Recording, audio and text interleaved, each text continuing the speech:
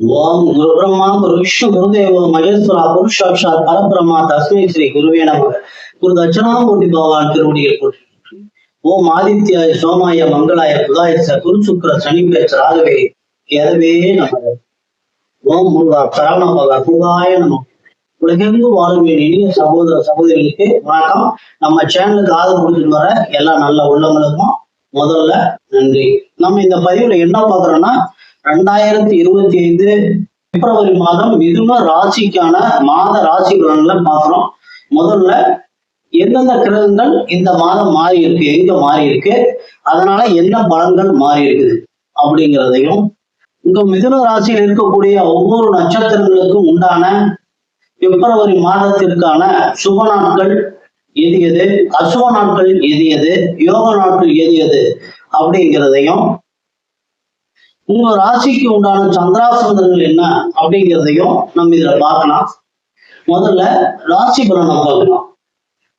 மிதுன ராசி நேரிலே இந்த மாசம் உங்களுக்கு ஒரு அருமையான ஒரு பொற்காலம் அப்படின்னு தான் சொல்லணும். ஏன்னா உங்க ராசிநாதன் உங்க ராசிக்கும் சுகஸ்தானத்திற்கும் தாய் வண்டி வாகன யோகம் சுகம் என்று சொல்லக்கூடிய 4ஆம் இடத்திற்கும் அதிபதியான புதன் பகவான் இந்த மாச ஆரம்பத்துல உங்க ராசிக்கு 8ஆம் இடத்துல அஷ்டமஸ்தானத்துல இருக்கிறார் 11ஆம் தேதி வரைக்கும். அப்ப அந்த 11ஆம் தேதி வரைக்கும் நீங்க செக்ல கையெழுத்து போடுறது, காலி நிலங்கள்ல அக்ரிமெண்ட்ல கையெழுத்து போடுறது, ஒப்பந்தம் பேசுறது, வங்கித்துறையில வேலை செய்யறவங்க கொஞ்சம் எச்சரிக்கையா இருக்கிறது, கண்ணை மூடிட்டு டாக்குமெண்ட்ல கையெழுத்து போடுறது, இதையெல்லாம் நீங்க அவாய்ட் பண்ணிடுவோம். ஏன்னா புதனா இருக்கிறதுனால வியாபாரத்துல நண்பர்கள் மூலமா எவங்கள ஏமாத்துறதுக்கு உண்டான வாய்ப்புகள் எல்லாம் நிறைய இருக்கு. ஏன்னா 8ஆம் இடங்கிறது கோர்ட்டு கேஸ் வம்பு வழக்கு இதெல்லாம் கொண்டாந்து கொடுத்துரும். அதனால 11ஆம் தேதி வரைக்கும் நீங்க எச்சரிக்கையா இருக்கணும். 11ஆம் தேதிக்கு மேல 12ஆம் தேதியிலிருந்து இந்த பிப்ரவரி மாதம் முழுவதுக்கும் உங்க சுகஸ்தானாதிபதி உங்க ராசி அதிபதி பாக்கியஸ்தானத்துக்கு போறார். ஏற்கனவே அங்க 9ஆம் இடத்து அதிபதியான பாக்கியாதிபதியான சனி பகவான் கும்ப ராசியில ஆட்சி மூல திரிகோணத்தோட வலுவார். அதே மாதிரி உங்க ராசிக்கு 3ஆம் இடத்திற்கு அதிபதியான சூரிய பகவான் இந்த மாசம் 12ஆம் தேதி வரைக்கும் அவரும் ராசியில 8ஆம் இடத்துல அஷ்டமஸ்தானத்துல மறைஞ்சிருக்கிறார். அப்ப இந்த காலகட்டத்துல தந்தையினுடைய உடல்நிலை, தந்தையினுடைய செல்வாக்கு இதெல்லாம் நீங்க பார்த்துக்கணும். தந்தைகிட்ட இருந்து கிடைக்கக்கூடிய ஆதாயங்கள் கிடைக்கிறதுல கொஞ்சம் சிரமம். பூர்வீக சொத்துக்கள் இருந்ததுன்னா அதுல பேச்செடுக்கிறது இந்த ரொம்ப ரொம்ப தவறான கால நேரம். ஏன்னா புதனும் அஷ்டமத்துல, சூரியன் அஷ்டமத்துல, காலபுருஷனுக்கு 5ஆம் இடத்து அதிபதியான சூரிய பகவானும் 8ஆம் இடத்துல இருக்கிறதுனால நீங்க பூர்வீக சொத்து பிரச்சனை பத்தி அந்த 12ஆம் தேதி வரைக்கும் நீங்க எந்த முடிவும் எடுக்கக்கூடாது. அதை பத்தி பேசவோ அதுல கையெழுத்து போடுறதோ இருக்கக்கூடாது. 12ஆம் தேதிக்கு மேல இப்ப 3ஆம் இடத்து அதிபதி முயற்சி ஸ்தானாதிபதி, வெற்றி ஸ்தானாதிபதி என்று சொல்லக்கூடிய 3ஆம் இடத்து அதிபதி அவரும் பாக்கியஸ்தானத்துக்கு வந்துறார். ஏற்கனவே சுகஸ்தானாதிபதியான புதன் பகவான் உங்க ராசிக்கு அதிபதியானவரும் பாக்கியஸ்தானத்துல இருக்காரு. இப்ப 3ஆம் இடத்து அதிபதியும் பாக்கியஸ்தானத்துல இருக்கிறாரு. பாக்கிய ஸ்தானாதிபதி சனி பகவானும் பாக்கியஸ்தானத்துல இருக்கிறார். அப்ப தொழில், அரசு துறை, அரசு, தந்தை மூலமா கிடைக்கக்கூடிய ஆதாயங்கள், பூர்வீக சொத்துக்கள் இருக்கிற பிரச்சனைகள் எல்லாம் தீர்ந்து அடுத்து வங்கியிலிருந்து வராம இருந்த பணம், தடைபட்டு இருந்த பணம், இந்த மாதிரி இருக்கிற எல்லா விஷயமே உங்களுக்கு அற்புதமா நடக்கக்கூடிய இது ஒரு அற்புதமான ஒரு மாதம்.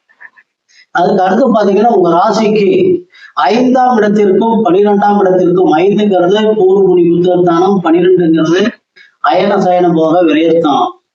5, 12க்கு உண்டான சுக்கிர பகவான் 5ஆம் இடத்து அதிபதி 10ஆம் இடத்துல தொழில்ஸ்தானம், ஜீவனஸ்தானம் என்று சொல்லக்கூடிய 10ஆம் இடத்துல உச்சம் அடைஞ்சிருக்கிறார். உச்சம் அடைஞ்சு உங்க ராசியினுடைய 7ஆம் அதிபதியான குரு பகவானோட பரிவர்த்தனையும் ஆயிருக்கு. அப்ப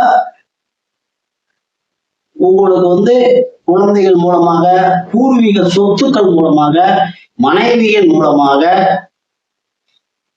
ஆடை ஆபரண தொழில் செய்யறவங்களுக்கு தொழில் மூலமாக, அது கலைத்துறையில இருக்கிறவங்களுக்கு மிகச்சிறந்த ஒரு அற்புதமான ஒரு மாதம், மிகப்பெரிய தனவரவை வழங்கக்கூடிய மாதம். குரு பகவான் உங்க ராசிக்கு 7ஆம் இடத்திற்கும் 10ஆம் இடத்திற்கும் அதிபதியாகி உங்க ராசிக்கு விரயஸ்தானத்துல அயன சயன போகஸ்தானத்துல இருக்கிறதுனால, சுப கிரகமா இருக்கிறதுனால உங்களுக்கு குடும்பத்துல நிம்மதி இருக்கும். ஆனா விரயங்கள் குழந்தைகள் மூலமா, குழந்தைகளுடைய கல்வி செலவு, குழந்தைகள் வெளிநாடு போறது, இந்த மாதிரி இதுல குழந்தைகளுக்கு திருமணம் செய்யறது, ஏன்னா 7ஆம் இடத்து அதிபதியா வர்றதுனால உங்களுடைய குழந்தைகளுடைய திருமண செலவு இதெல்லாம் இந்த மாசம் நடக்கிறதுக்கு வாய்ப்பு நிறைய இருக்கு. அதனால எல்லாத்தையும் சுப செலவா மாத்திக்கணும். இந்த மாதிரி திருமண செலவு, வீடு கட்டுறது, வண்டி வாகனம் வாங்குறது, இந்த மாதிரி எல்லாம் சுப செலவா மாத்திட்டீங்கன்னா உங்களுக்கு இந்த மாசம் ரொம்ப ரொம்ப ஒரு அற்புதமான ஒரு மாசம். உங்க ராசியிலேயே செவ்வாய் பகவான் இருக்காரு. 6ஆம் இடத்திற்கும் 11ஆம் இடத்திற்கும் அதிபதி. 6ங்கிறது ரணரோண ரோக சத்ருஸ்தானம், 11ங்கிறது லாபஸ்தானம். அப்போ லாபஸ்தானாதிபதி உங்க ராசியிலேயே இருக்கிறதுனால உங்களுக்கு வண்டி வாகன யோகம்லாம் மிகச் சிறப்பா இருக்கு. ஆனா அவரே 6ஆம் அதிபதியுமா வர்றதுனால எதிரிகளால் சற்று சிரமங்கள் அதிகமா இருக்கும். 6ஆம் இடத்து அதிபதி ராசியில வர்றப்போ